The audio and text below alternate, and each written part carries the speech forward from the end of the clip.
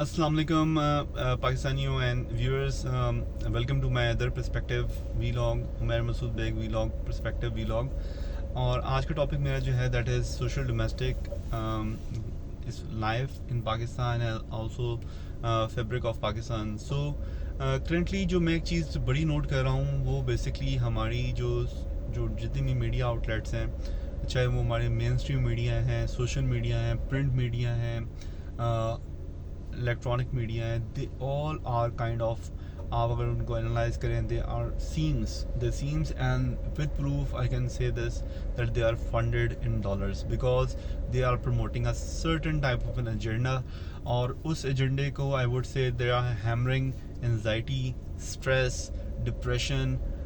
Seriously they are doing it. इसमें कोई शक वाली बात नहीं है कि वो माशरे में हमारी एक बेचैनी, एक स्ट्रेस और एक एंजाइटी और बैड न्यूज़ को, गलत न्यूज़ को हैमर कर रहे हैं। हैमर मतलब बार बार रिपीट पे लगा के आपको सुनाते हैं ताकि आपको, चाहे वो न्यूज़ सच है, झूठ है, अच्छी है, बुरी है, वो आपको इतनी दफ़ा सुनाएंगे कि आपको वो लगेगी सच है।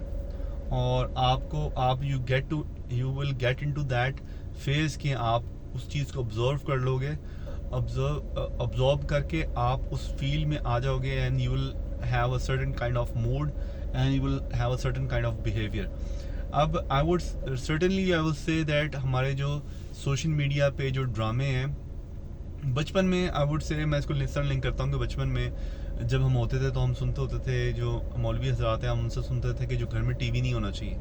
घर में जो आपको पता है तबलीगी आते हैं, आपके डोर स्टेप पे भी कई दफ़ा आए होंगे, तो मैं सुनता था उनको और मैं सोचता था कि यार कितने यार ये बैकवर्ड मतलब थॉट है इनकी कि घर में टीवी क्यों नहीं होना चाहिए।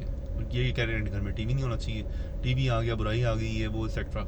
अच्छा, बदनज़री का एलिमेंट वो उस वक्त बताते होते थे कि बदनज़री होती है, इस तरह वहाँ पे ख़वातीन आती हैं, ये वो ब्ला ब्ला, ठीक है।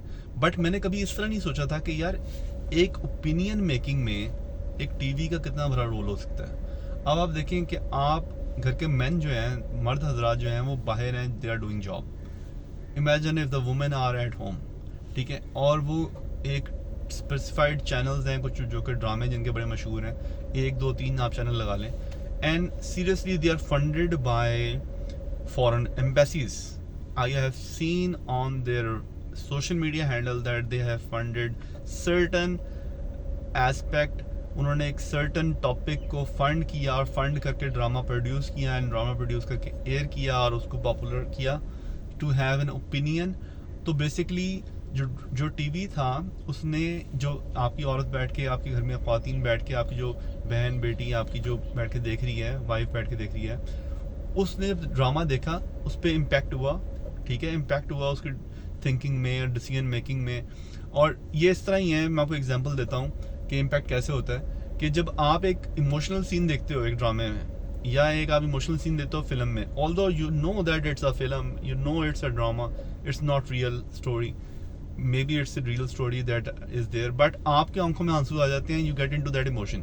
सो सिमिलरली वो एक सिचुएशन जो क्रिएट होती है, या जो ड्रामा प्रिडिक्ट होता है, या जो करेक्टर्स डिपिक्ट होते हैं, वो हमारे ऊपर, हमारे जो आपकी मेमोरी चिप है दैट इज़ ब्रेन, आपको उसके ऊपर इम्पेक्ट कर रहे होते हैं। सो आपके जो बिहेवियर्स होते हैं, रिलेशनशिप्स जो होते हैं, फैमिली के अंदर के जो फैब्रिक है, जो कि western countries they dream to have a family structure like us, they dream of it, but they don't have it. उनके पास ना बाप है, ना माँ है, ना बेटी है, ना बेटा है, ब्रोकन फैमिलीज हैं, ठीक है, एंड फैमिलीज भी नहीं है even. So they dream of it, but यहाँ पे एक सर्टन काइंड ऑफ उन्होंने जो है ना एक पिच किया हुआ है, एक हमारे यहाँ पे नैरेटिव, और हमारे रिलेशनशिप्स को जो वो उस तरह के ड्रामे और सोशल टॉपिक्स वो टच करते हैं, तो हमारे वो ओपिनियन मेकिंग और डिसीजन मेकिंग और हमारी उस तरह की जो है ना ख़वातीन, वो आपस में उनका इंटरेक्शन चेंज होना शुरू हो जाता है, सास बहू का इंटरेक्शन चेंज होना शुरू हो जाता है, अपने हस्बैंड के साथ इंटरेक्शन चेंज होना शुरू हो जाता है, ठीक है। And it actually happens, trust me on this, ठीक है, and it is funded internationally, trust me on this. And उसके अलावा आप खुद से ऑब्जर्व करें, आप एम्बेसीज़ की सोशल मीडिया हैंडल्स पे जाएं, जस्ट स्क्रॉल डाउन एंड सी उन्होंने कौन कौन से कॉजेज़ को, कौन कौन से ड्रामास को, कौन कौन सी चीज़ों को उन्होंने सपोर्ट किया हुआ। एंड अपेरेंटली इंटरनेशनल फंडेड जो टॉपिक्स हैं वो आपको सुनने में बहुत कैची लगते हैं। फॉर एग्जांपल वुमेन एम्पावरमेंट, ठीक है, child abuse, child birth and child control. आपको लगेगा यार ये तो सही तो बात कर रहे हैं, बच्चे दो ही अच्छे होने चाहिए, ठीक है, कम होने चाहिए, आप तो जो ज़्यादा दे सकते हो। बट उनके ऊपर हिडन एजेंडा क्या है, you simply we can't simply know unless and until we experience actually कि व्हाट इज़ हैपनिंग। अब वो वुमेन एम्पावरमेंट क्या है?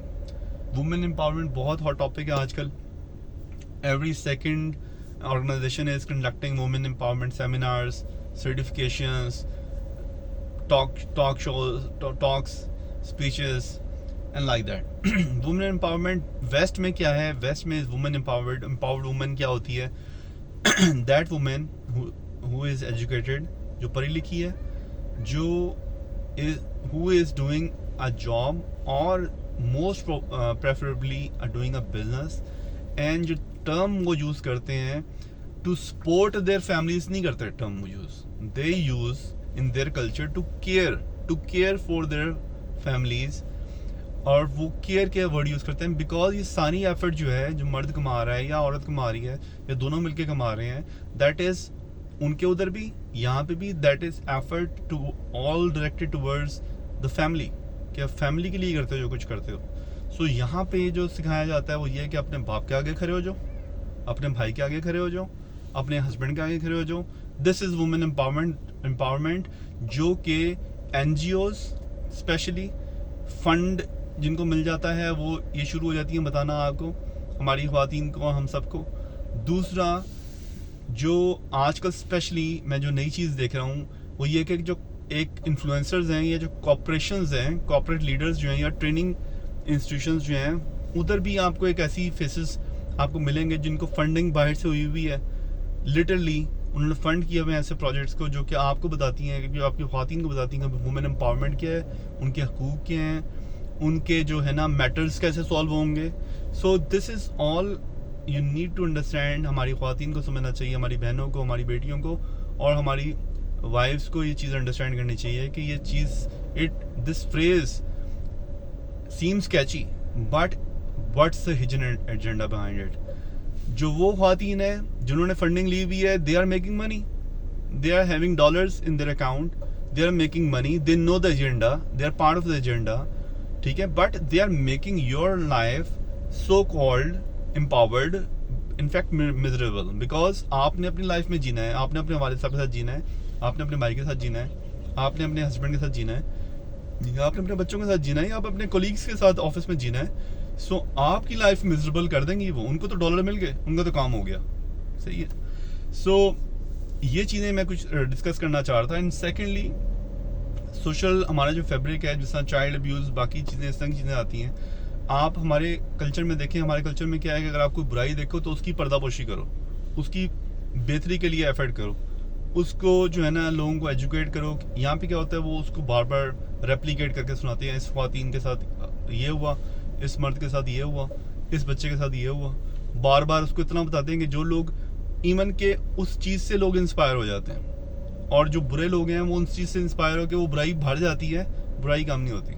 सो this is topic for today. I hope you really like my perspective vlog, and this vlog was about the social domestic fabric of Pakistan. If you think that you agree to my perspective, and if you think that you can even add to your perspective to this one, please comment section में इसको ज़रूर जो है ना message करके मुझे बताएं, और do share it with your friends, with your family, with everybody, ताकि हम ये अवेयरनेस लोगों को दे सकें, स्पेशली हमारी ख्वातीन को और बाकी मर्दों को और सबको, कि भाई व्हाट्स हैपनिंग। हमारे पास जो भी न्यूज़ आ रही है या इन्फॉर्मेशन आ रही है, हमें उसको फ़िल्टर करने की ज़रूरत है। वो नॉइज़ भी हो सकता है, ज़रूरी नहीं है कि जो कैची वर्ड या फ्रेजेस हों वो हमारे लिए भले के लिए हों। So thank you so much for joining in, and इंशाल्लाह see you in the next one.